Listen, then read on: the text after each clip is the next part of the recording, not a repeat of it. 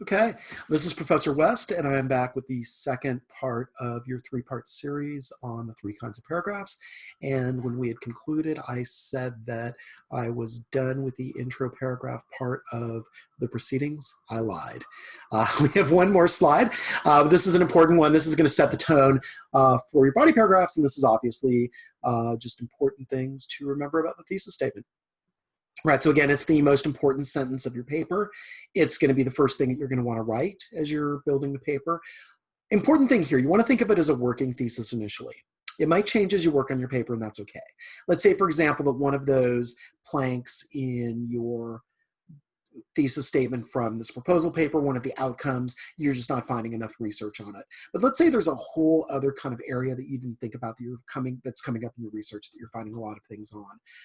In that case, then yeah, you can just swap that out. You can say, well, this outcome isn't really supported, so I'm just going to switch that out for this new outcome that I have determined through my research is something that is real and tangible and provable through the quotes that I'm going to provide.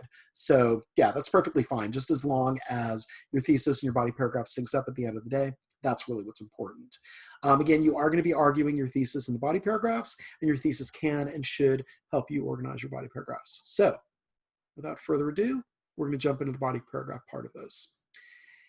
And so what your body paragraph should do is argue a part of your thesis statement. It should present quotes to help you move your argument forward. And then it should provide context for those quotes to show how those quotes relate to your argument.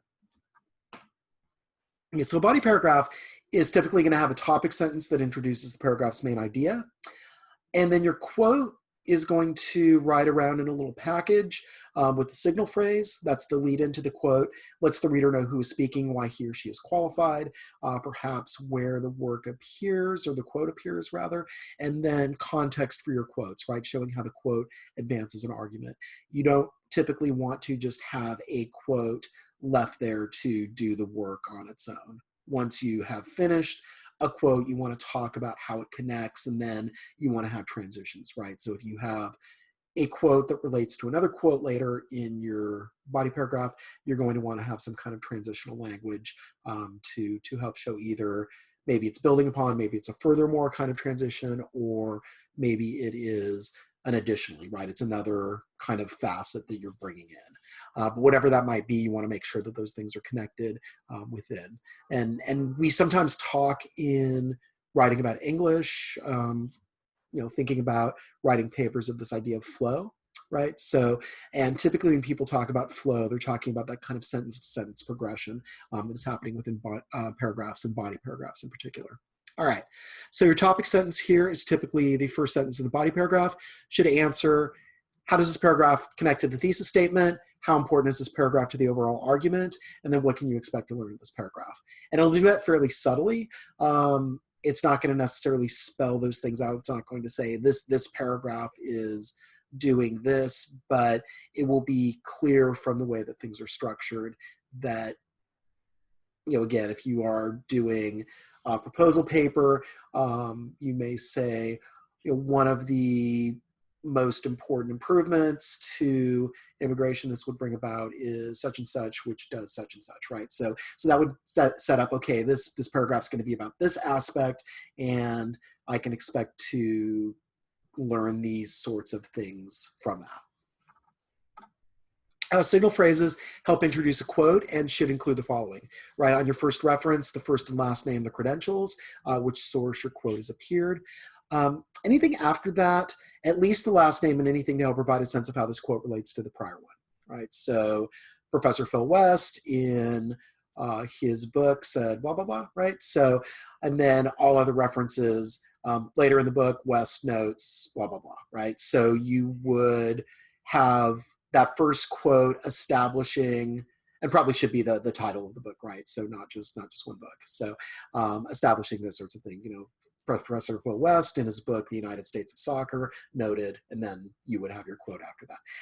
Yeah, signal phrase can be just that simple, but at the same time, that provides, again, some sort of context, right? So, and probably professor where he's a professor at too, right? So you'll have a sense of title, location, sense of that authority, why that person is qualified to speak on a particular topic, authorship of the book, professorship at a university, all those sorts of things can contribute to the credibility of your source, which again, obviously you want to communicate because that's going to make your paper more effective if you are quoting sources that have that ethos and have that level of authority. Okay, so quotes can either be direct quotations or paraphrases. Only direct quotations are going to require quotation marks, but everything you pull from an outside source, whether you are doing it word for word in a transmission inside quotation marks, or a paraphrase where you're taking the essence of what's being said and you're putting that in your own words, you still need a citation from that because it's still coming from a source. It's not coming from the inside of your own head. It's something that you have read and either transcribed, if it's a direct quote, or you've processed and synthesized if you are, again, doing a paraphrase, doing some sort of interpretation of the actual word for word things that are being said, right? And then everything should connect to the topic sentence and by extension the thesis, right? So an intro paragraph, for example, your quotes there are going to help establish the topic and the aspect and set you up to introduce the thesis. But when you're in your body paragraphs, you're thinking about the topic sentences and how they connect. Again, if they're not advancing your argument, especially in the papers of these length, they're probably not going to be as useful to you as they should be. So you definitely want to pick quotes that are going to advance your argument. Okay. And then context is how you show the reader the relevance of each quote to the overall argument.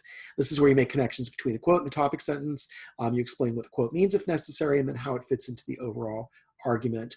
You may hint at that in the signal phrase, but most of that is going to come after, because what you're trying to do in the signal phrase by and large is let the reader know, okay, here's who's speaking, here's why this person's qualified, here's the quote, and then context is here's how that fits into the argument. Okay. And then transitions within a paragraph are usually a single sentence. Transition is used to connect two related but distinct signal phrase, quote, context blocks within a paragraph.